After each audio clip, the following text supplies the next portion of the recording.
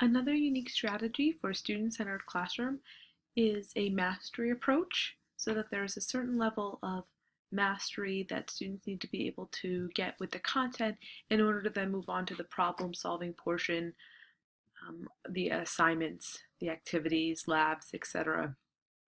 So in order for my students to achieve mastery, for the formative assessments, the ones that have gone in as the grades, I've done a point recovery or a retest. So in classes where I may have a collection of past old quizzes, I could recycle them and offer a couple of different versions for them to show mastery.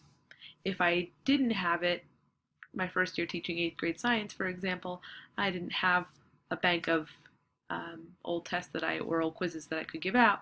So I did a point recovery. So the students need to complete the point recovery in order to receive credit back. They can receive anywhere up to half credit to even full credit back, but it needs to be done completely and correctly to show deep learning. And my students get that when we go over it. So they need to fill out a chart, and they can do this electronically, but the big things are to answer the questions, and this is where the deep learning comes in. So they need to think about why they selected the question originally. If they guess, then they need to figure out why that was the guess that they picked. Of all the choices, if it was multiple choice, why that one over the other ones. And then why is that incorrect? Find out the correct answer. So they could, ask somebody, they could look it up, whatever they need to do to find the correct answer. They need to talk about why it's the correct answer.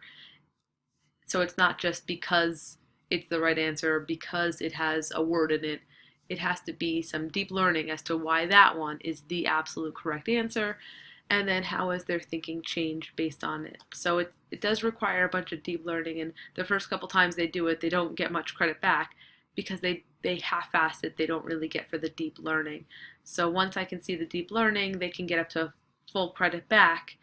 But it takes some time, and you really have to work through this and walk them through the process and potentially give them some examples. So this is a way that I will promote mastery in my classroom.